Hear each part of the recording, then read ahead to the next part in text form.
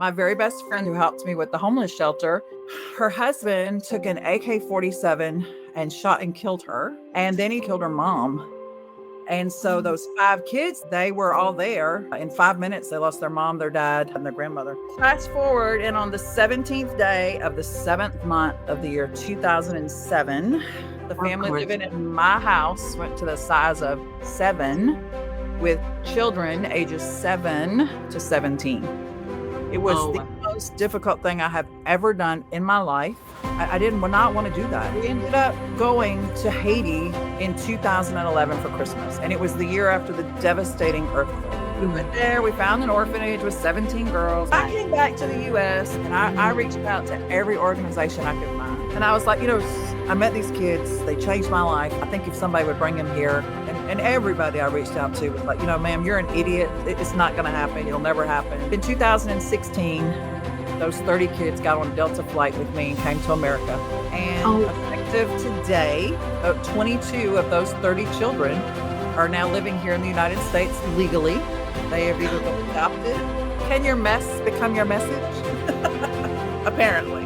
We're all here with a purpose, for a purpose, on purpose. God does have a purpose for our lives. I don't even like children. I now have a television show called Miracles with Mommy Linda, a book, a devotional with Mommy Linda, and everyone in the country of Haiti calls me Mommy Linda, and that was the one thing I never wanted to be. I feel that God will always put the right challenge in front of you. He will always challenge you to do something that only you can do it. Christians would just do what the Holy Spirit tells us to do. The world would be a whole different place.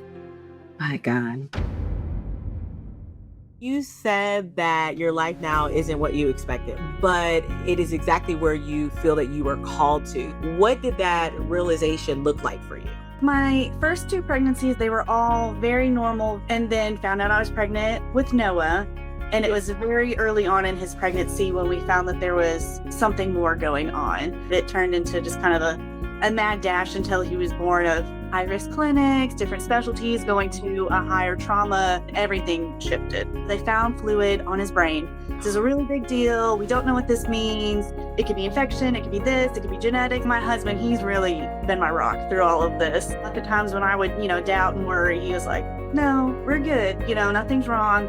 At that time, we really didn't know. So when the doctor met with us, she kind of went through the highlights of, could just be an infection, it could be nothing. Sometimes babies have extra fluid, it goes away, we really don't know. And so from there, that's when things really started. The delivery itself was very rough, very difficult. I didn't get to touch him or anything. I saw him at a good, 10, 15 feet away from me as they kind of carried him out. And the next conversation was probably the hardest conversation we had in the whole experience. Our doctor, he said, I didn't think I was going to bring him back. We're barely at 24 hours of life. Right. And, we almost lost him. So we were like, we're ready to fight. We're here. God's brought us this far. Let's see what's going to happen. And we're grateful, obviously, that we did. I know he needs a repair. I know he needs to go to surgery. And we hit roadblock after roadblock after roadblock trying to get to surgery. When we met with the surgeon later, he said if we'd gone to surgery while he had that brain bleed, he said he probably wouldn't have survived, or he would have been completely devastated. I was so frustrated. I was so upset. But I can see, that was completely God keeping us from it. At the end of the day, there was nothing else any of us could do. We couldn't help him. I remember the enemy saying to me, you'll be okay.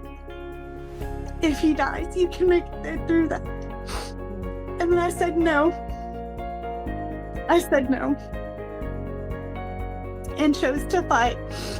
And we pulled through it. And to me, that attack was in some ways confirmation of, no, this isn't the end. It's time to push harder. And so that's what we did. They're telling us, your baby needs some sort of procedure done. We need to, or go to open heart surgery now. We left that night saying, absolutely not. He'll die. He won't even make it to the room, to have these things done. I watched Noah. Nothing triggered him. Just his body not being able to maintain what it needed to. And then the doctor who came in, I had to hear what he had to say. Waiting really isn't an option. That's not going to improve things. He's not going to become stable enough. They were ready, although we were not. And we saw what needed to be done before we could finally say yes. And we felt such peace about it. At the end of the day, that completely changed the game. It absolutely saved his life. It was the right decision to have that procedure done. We are in the day and age where we need to see miracles. People need to believe again. They do. And I'm glad that you were obedient. At what point do we realize that it is gaslighting? At what point do we realize that maybe it's not us? It's a form of psychological manipulation where it's either a person or a group that makes someone question their reality, their memory, or their perception. So it often involves either denial, it involves misdirection, it involves lying or deception, it involves contradiction. Eventually, you're going to be like, well, you know what? Forget it. I don't think I'm going to speak up. And it keeps happening over and over again. It erodes your confidence. I was really feeling frustrated and confused and lost. And I needed to know I'm not alone. And I've seen that too many talented women question their own self-worth and their own abilities. Women of color, or those who are not so privileged, underprivileged, had to work harder than their white male counterparts. They reported constantly having to prove themselves and their values as compared to their male peer. They face additional headwinds, additional challenges, and discrimination. They did not have the same advantages as male did in terms of pay and in terms of opportunities. I was told that because of your ambition, you are applying for any position that you're going to get more money. I say it's nothing wrong for women to be ambitious, right? The biases that happen at workplace are kind of the same biases that women have faced for a number of years because of gender discrimination. What gives you hope right now? Just the fact that I'm a woman who is not afraid of my own vulnerability. I'm not afraid to try and fail. It's the women like you that give me hope, to keep pushing the needle.